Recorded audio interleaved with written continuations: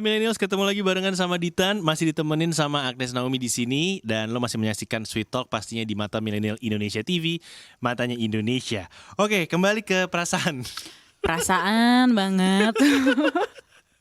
Ini kalau mengikuti perasaan lo, Iya. Kalau mengikuti perasaan lo nih, selain di bidang perfilman, lo tertarik bidang lain gak sih? Tadi kan awalnya balet atau apa mau coba dunia. Suara lo bagus sih, cuman gue gak tahu kalau nyanyi bagus apa enggak. Terima kasih loh. Iya, enak loh didengar loh, empuk loh. Jarang gue muji suara orang soalnya. Tapi lo ada gak sih pengen jadi, gue pengen nyoba jadi director mungkin? Masih jauh ya? Director iya mungkin, tapi kayak it's far from Jauh now ya. gitu. Tapi gue sebenarnya kan di tahun 2018 awal sampai 2020 kemarin gue masih full time ngantor sebenarnya. Oh, di Sambil- bidang apa? Properti. Oh wow, saya di bidang asuransi. Hai. Gila kita bertapak di dua kapal yang berbeda Iya, ya Mas. ada tuh asuransi properti ada. Apakah habis ini kita lanjut meeting? Loh, Iya. gitu. Tapi itu seru juga 2 tahun di bidang. How does it feel? Maksud gue, how does it feel berangkat dari, ya itu lumayan gak 9 to 5 itu kerjanya. Iya. Bisa, ya terserah bisa 9 to 10 juga, bisa Yes, segala macam. yes. Terus tiba-tiba lo ke industri entertainment. Ya. Jomplang gak sih? Sebenarnya gue mulai entertainment industry duluan di tahun 2016 tapi memang seriusnya baru di 2019 awal gitu. 2018 akhir. Nah, sebenarnya sih kaget. Iya sih, kaget lah. Kan ya? Karena properti oke, emang sih jatuhnya you're dealing with people on a day to day basis gitu ya. Cuma banyak pekerjaan administratif yang harus lo perhatiin juga. Itu sih Mas yang kayak Itu saya sehari-hari. oh, Admin. bagaimana itu admin? Ya gitu deh. To be honest, I don't really like it karena I don't think I'm good at it untuk admin staff ya. Ya. Jadi gue itu akhirnya bisa betah di properti karena basically ya gue emang suka ketemu orang baru dan ngobrol dan ya udah sih presentasi in general aja. Dan suka komisi pastinya ya. Pasti. Iya dong, itu properti. Pasti.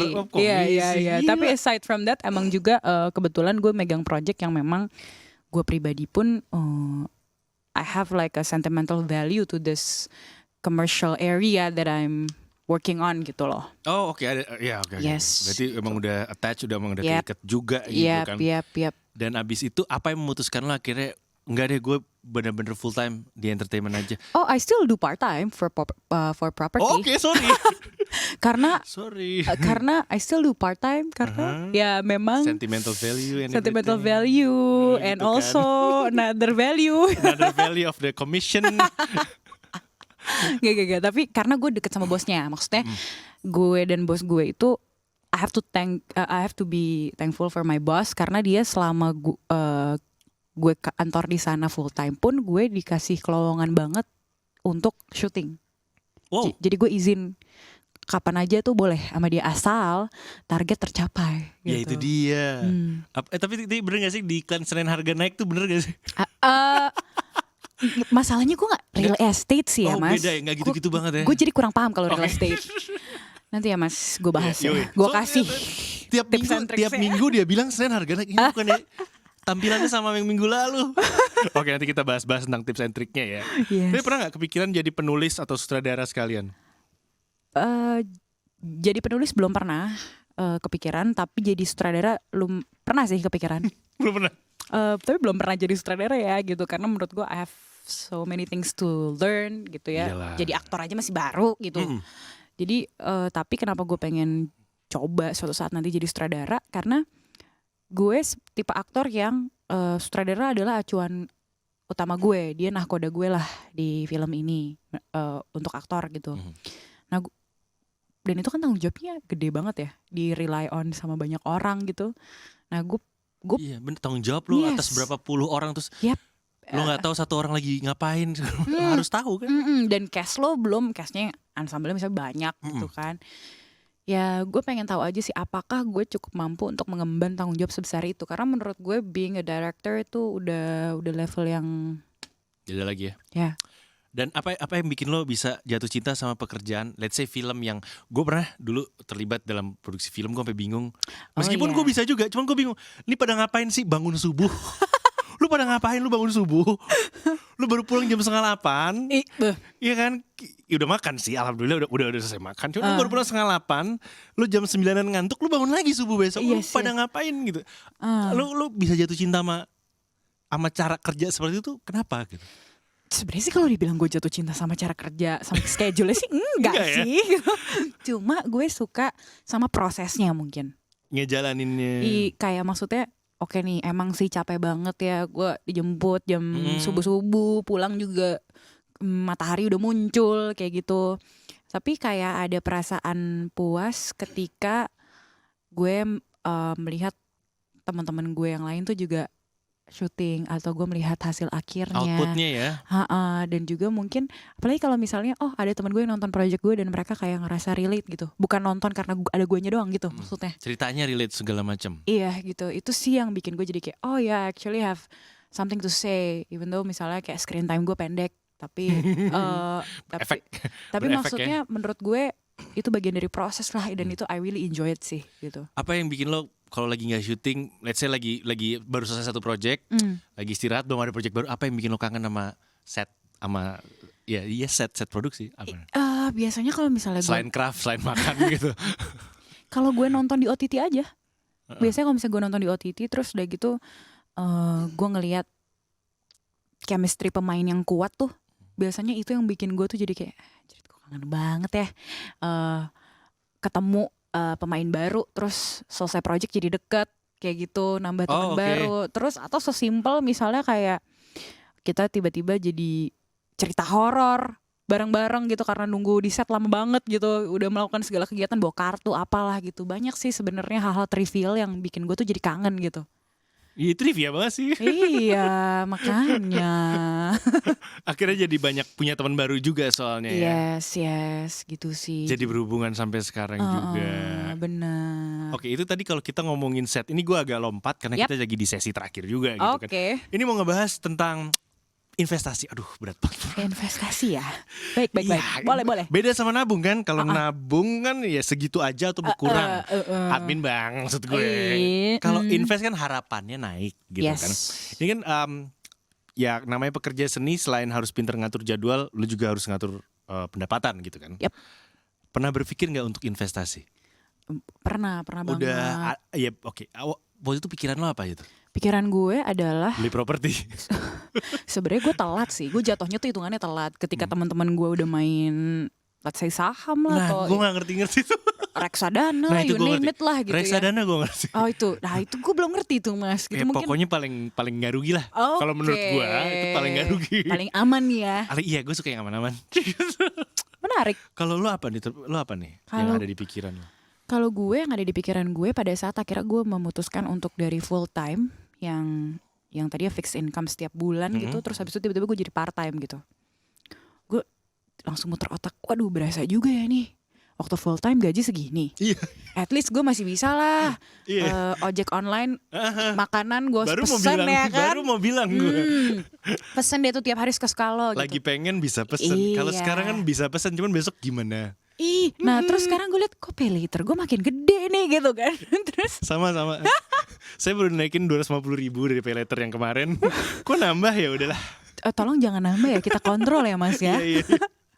Itu nah dari situ gue berpikir gue harus muter otak nih gimana caranya supaya ya hidup gue aman dan tentram nih. At least gue on a daily basis monthly bisa hidup lah. Sebenarnya dari sesimpel itu aja sih. Atau gitu. Kalau itu lo dagangan puding lo bisa disebut dengan sebagai investasi nggak menurut lo? Enggak. Belum. Soalnya waktu itu enggak oke. Dan gue pede banget nih, enggak. Kirain gue ada niat apa enggak? Oke, sorry. Enggak, karena bukan apa-apa nih mas gitu. Cuma satu menu. Oh iya. Jadi kayak lu juga lama-lama pasti bosan, dan ternyata kayak I'm not really passionate about it. Dan gue nggak suka ngerjain sesuatu yang kalau gue setengah-setengah juga ngerjainnya kayaknya nggak enak juga ya nyampe di tangan si pembelinya Iya, gitu. benar. Oke. 5-10 tahun ke depan lo ada rencana nggak? Kira-kira lo kalau berhayal lo lagi ada di mana, lagi ngapain? 5-10 tahun. Gue umur 40-an, ntar dulu lah gue. Gue jadi bertanya ke diri sendiri ya. Gak apa-apa, gue pengen tahu sih Mas. Lo pengennya di mana? Gue pengennya gini-gini aja, cuman nggak mungkin.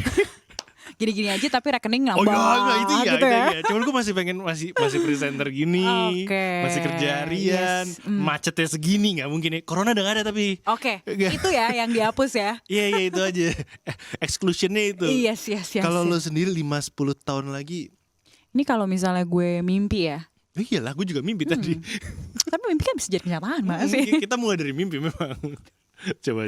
Kalau gue sih pengennya mungkin ya punya rumah sendiri kali ya. Oke. Gitu, gue pengen bisa punya rumah sendiri lah. Dan mungkin I have my own house. Terus traveling tuh gak mikir lah. Gak budget banget gitu ya. Gitu. Kayak 10 years from now loh gitu. Kayak I expect myself to be more Stabil. Iya, stable dan ya. Oh, also mungkin secara internally juga lebih emotionally stable, pikirannya juga jauh lebih bijak dan dewasa. Susah gitu. tuh. Soalnya kayaknya gue ngelihat orang tuh kayak, oh ya lu mengambil keputusan ini juga ya gitu. Oh ya emang maybe I should start doing that gitu. Iya, oke. Lu kan? kayak ngasih tahu gue gitu. Lu justru gue pengen belajar dari Mas. Mas gimana Mas? Enggak, gue enggak. Tolong kasih gue petua. Emotionally stable. Waduh. Agak susah itu. Oke. Anyway, ini kita ngomongin tentang investasi yang tadi gue bilang untuk menciptakan itu hal-hal itu sesuai rencana, punya rumah, bisa liburan tanpa berpikir panjang gitu kan. Iya. Ini kan berarti lo harus nabung. Nah, lo nih tipe nabung yang kayak gimana sih? Apakah lo cukup nabung di bank aja, di celengan ayam mungkin, atau lo tipe yang investasi kayak teman-teman lo beli saham atau segala macem, atau mungkin punya pekerjaan sampingan di luar acting? Lo yang mana nih? Gue nabungnya masih konvensional sih. Ya paling punya rekening satunya yang untuk nggak dipakai gitu ya kan. Yang akhirnya kepake juga. Tahu kan? Udah pakai aja dulu, ntar buat yang besok ditutup. Tolong termin. Ya itu paling sama ya mungkin gue sekarang pelan-pelan coba belajar saham. Ya belum mulai sih tapi masih belajar. And also ya side business pasti harus hustle lah kalau dari acting doang sekarang kayaknya belum bisa untuk menghidupi. Kalau untuk sekarang ya, tapi semoga kedepannya jadi lebih. Ya gue yakin lah kedepannya jadi lebih berkembang lah gitu. Tapi itu ngomong tentang saham, gue kadang-kadang juga sebenarnya gue pengen belajar bukan untuk bermain saham, biar nyambung aja ngobrol ya. Oh gitu. Baiklah. Nanti gue kenalin beneran sama orang-orang kawanan blue chip ya Mas. Mungkin yang kayak gitu biar nyambung aja. Iya, biar kalau gue sebenarnya ngomonginnya biar kelihatan intelek aja. Maksudnya gitu, biar kita ikut kayak zaman sekarang gitu kan. Oke, ini ada sebuah konsep namanya #save20.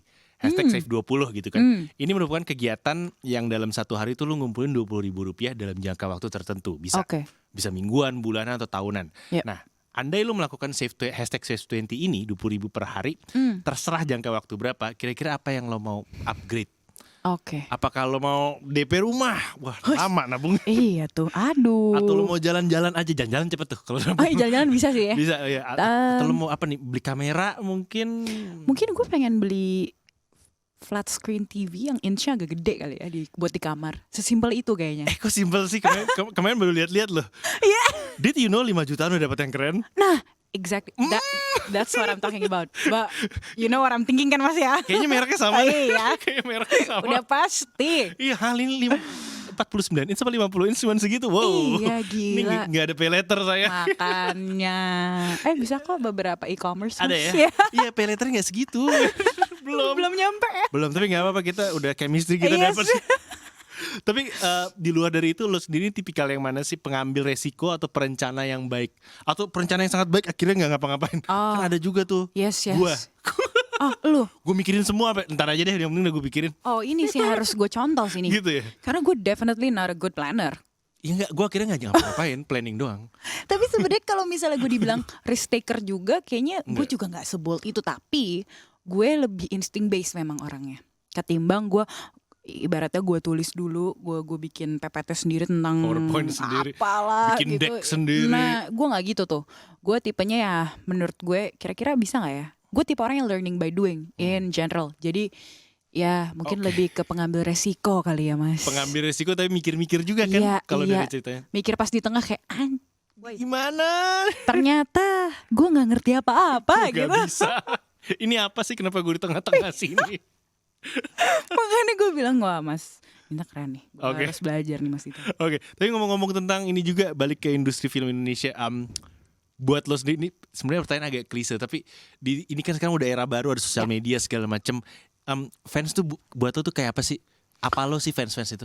Wah, kayaknya kalau fans Kan sekarang cepet banget di sosial media iya, nyampe iya, apa iya. gitu. Tapi gue belum credible enough yang sampai kayak Kak Kiva tuh udah punya satu fans clubnya sendiri. Ya, itu.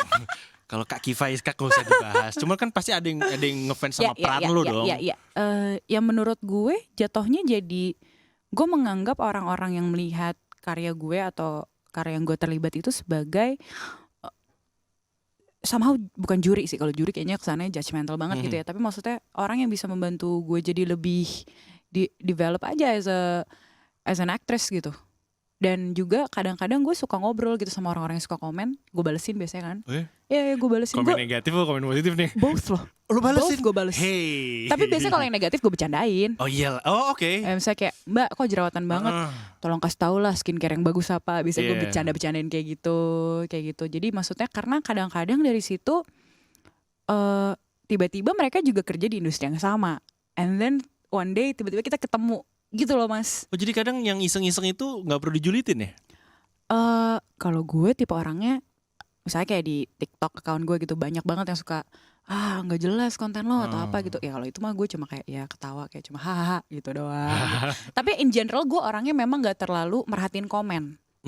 Gak begitu gue ya masuk kuping kanan keluar kuping kiri lah tipenya gitu. Jadi ya kecuali mereka udah harassing baru mungkin gue. Udah apa sorry? Harassing gitu. Oh iya itu. Mungkin. Ya, sebenarnya gue mau menanyakan itu juga gitu. Apa yang lo tindakan seperti apa kalau udah ada harassment seperti itu? Biasanya gue kan itu jempol-jempol orang buset ringan banget. Apalagi udah susah di-track kan sekarang. Iya. Ada sih yang beberapa kali gue dapet message ataupun komen. Mereka berani komen. Mungkin gitu. lebih ke komen kali. Kalau ke message kan udah pribadi iya, tuh. Iya, gitu. iya. Tentang bagian tubuh gue gitu misalnya. Biasanya tuh gue report. Abis itu kalau misalnya udah mengganggu banget, biasanya gue capture and then Oke. gue capture tapi gue kirim ke teman gue. Yang, kirain lo capture repost kirain. Oh enggak, gue capture gue kirim ke teman gue yang ya maksudnya jaga-jaga siapa tahu nih orang ganggu lagi teman gue yang legal gitu. Siapa tahu catet aja tandain. Nih gitu tandain tapi ya tandain nih tolong ya Pak Bu gitu. Ya udah tapi sisanya ya paling gue report and then ya udah blok, udah sesimpel itu aja sih. Itu bijak sih report blok, kan orang-orang kadang ya gue katain balik lah or what. Itu mungkin gue gak punya energi ke situ Mas. Tapi itu sangat bijak loh. Aduh karena mager aja sih kali ya. Dipuji malah. Bener juga ya, bener enggak sih gue malas gerak aja sebenernya. Iya mager aja. Oke deh, kita udah di penghujung acara. Yes. Thank you udah nemenin gue. Nih gue ada, kira-kira lo ada pesan gak nih buat millennials yang lagi nonton kita, yang terinspirasi, yang gue pengen gabung juga di dunia entertainment Indonesia gitu. Lo ada pesan atau tips untuk mereka supaya bisa masuk ke industri kreatif di Indonesia gak? Oke, ya ini gue datang dari orang yang juga masih sama-sama belajar, masih pendatang baru gitu ya. Tapi menurut gue, if you show any interest in this industry, in this film industry gitu, menurut gue just do it as soon as possible, ASAP lah gitu. Karena jangan pernah terhalang ataupun terbentur sama ketakutan-ketakutan sendiri. Karena ya kita kan tinggal di universe yang full of duality, tidak mungkin ada kegagalan kalau nggak ada kesuksesan dan lain sebagainya. Gila, so pinter ya gue. Tapi intinya maksud gue, soalnya gue belajar dari pengalaman. Gue terlalu takut sama banyak hal, akhirnya gue nggak dapet kesempatan itu. Menurut gue lakuin aja karena itu biasanya orang pinter yang males kalah sama orang rajin gitu. Bob Sadino, saya Bob Sadino. Ada iklannya tuh saya Bob Sadino. Almarhum ya ampun. Yes, itu legendary loh. Iya benar. Tapi menurut gue udah just do it aja lah gitu. Sama anyway bisa mulai dari mana sih untuk mungkin nih ada yang di rumah punya bakat atau punya ponakan atau punya adik ini berbakat nih, cuman arahinnya kemana kan harus ada filter sebelum ke stasiun TV atau agensi kan. Ya. Kayak lu mulai dari Sanggar tuh bisa nggak sih dijadikan sebagai stepstone? Kalau Sanggar gue nggak ngerti ya Sanggar sekarang tuh gimana Mas, birokrasi dan lain sebagainya. Tapi menurut gue mungkin teman-teman sekarang kan udah banyak banget kelas acting nih yang terbuka. Ya bener. Ada Bengkel lah, ada Pekol, ada Heha, banyak lah dan lain sebagainya. Menurut gue ikutin aja komunitas-komunitas itu, karena dari situ kita kan juga bisa kenal sama teman-teman yang sama-sama berjuang, atau kita bisa kenal sutradara, kita bisa kenal produser.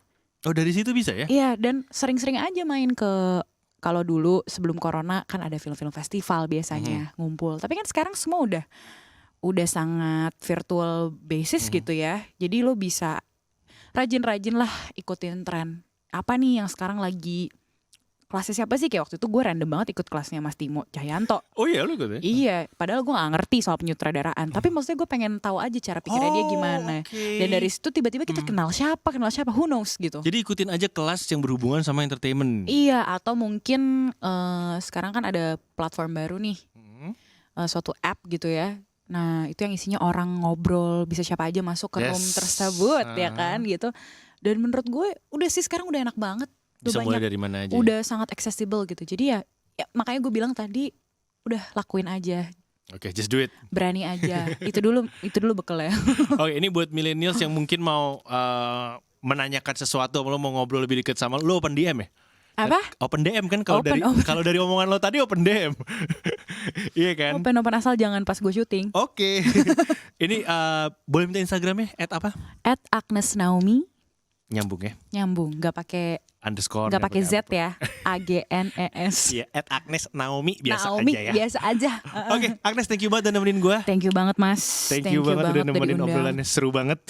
Sukses terus buat lo pokoknya ya. Sukses juga, semoga lancar ya asuransi. Amin, apa aja lah. Dan presentingnya ya Mas. Yes, amin.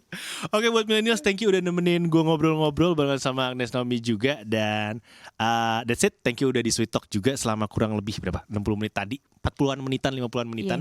Dan lo masih menyaksikan Mata Milenial Indonesia TV, matanya Indonesia. Bye-bye.